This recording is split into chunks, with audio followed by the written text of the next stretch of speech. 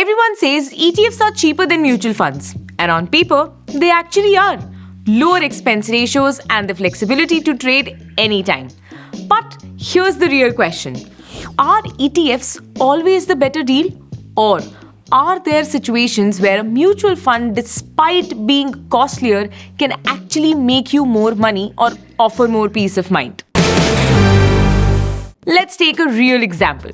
Nippon India Nifty 50 ETF, which is Nifty Bees, versus Nippon India's index fund Nifty 50 plan. When we compare these two, the ETF's expense ratio is about 0.04%, while the mutual funds version charges roughly 0.07% for a direct plan and 0.41% for a regular plan. Now, if we compare their returns over the period of 5 years, the ETF has delivered a CAGR of 18.3%, while mutual fund under the direct plan gave around 18.26% as of October 2025. So yes, ETFs seem cheaper and deliver a slightly better performance. But that's only the half story. Here's what most investors miss. While ETFs have expense ratio just like mutual fund, they are traded on the stock exchange. So each time you buy or sell, you may have to incur brokerage fees and other statutory charges. Mutual fund, on the other hand, have a recurring annual cost deducted daily from their NAV. So, if you are someone who buys once and hold for the years, ETF's cost can be lower overall.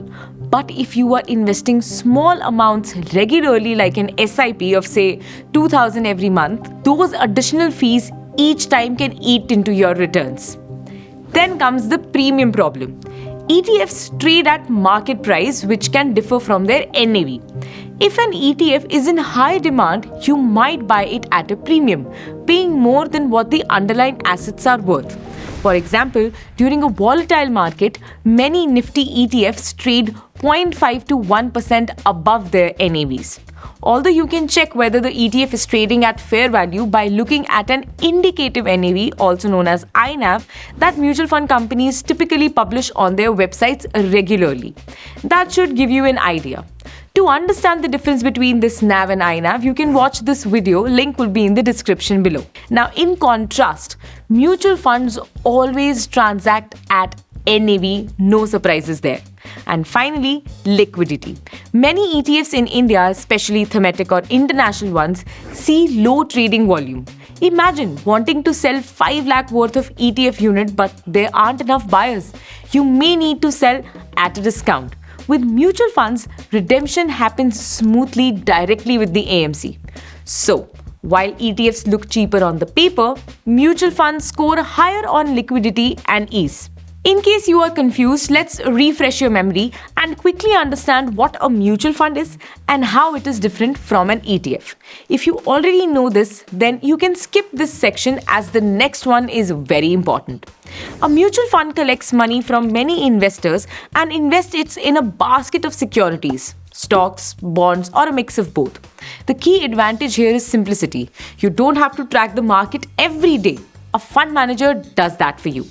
Now, mutual fund comes in two types, active and passive. In active mutual funds, the manager tries to outperform the market by picking stocks they believe will do better than the index. That means you are paying for expertise, analysis, and research. In passive mutual funds, there is no stock picking. The fund simply mirrors an index like the Nifty 50 or Sensex. So the returns closely track the index's performance. Because there is no active management, the cost, known as the expense ratio, is much lower.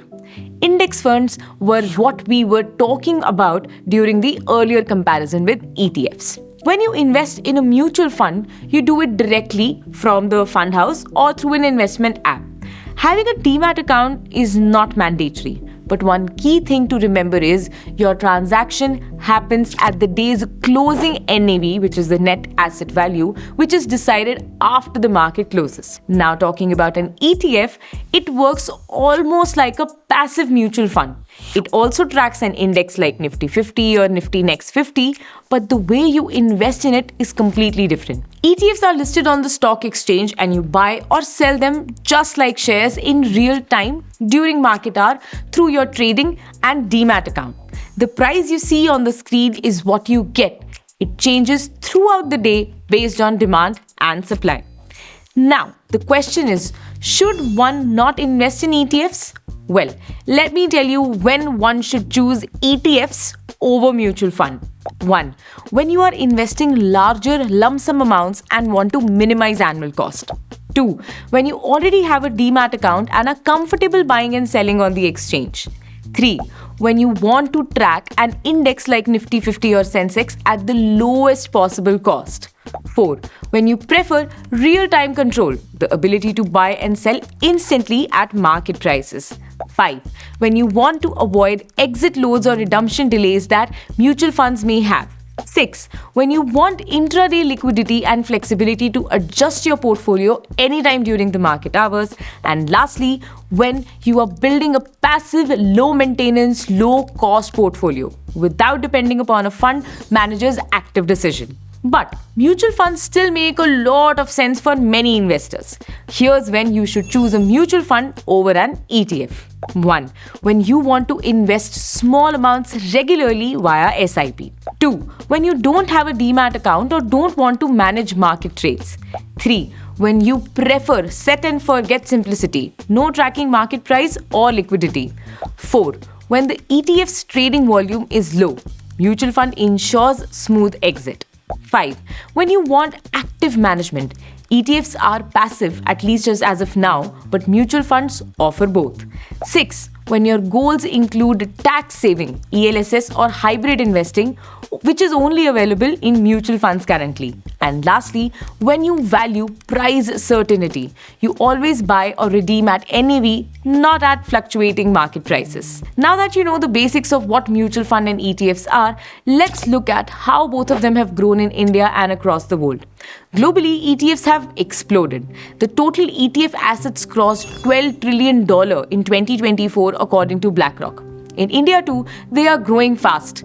ETF's AUM has jumped from just 76,000 crore in 2018 to over 10 lakh crores in 2025.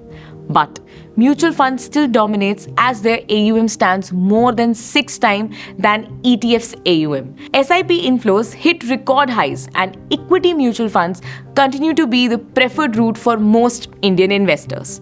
But here's the question we should really be asking. If both are tracking the same index and giving nearly the same returns, then is it ideal to choose one out of the two? Honestly, no. Today, one can use a hybrid approach, combining both. You can use mutual fund for your regular SIPs where discipline and automation matter the most. And even though one can put SIP for ETFs as well, but as discussed, it can cost more. Therefore, one can use ETFs for lump sum investments when markets fall or when you want tactical exposure to certain indices. For instance, you might want to invest an SIP of 10,000 every month in a Nifty index fund. And whenever you get a bonus or a windfall of about 1 lakh rupees, that you can invest in Nifty ETF. That way, you get the convenience of mutual fund and the cost advantage of ETFs without depending entirely on either of them. In the end, investing isn't about which product is cheaper. It's about which product fits you better. Use ETFs when cost and control matter the most and use mutual funds when convenience and consistency matters the most. I hope you like this video. See you in the next one. Until then, happy investing.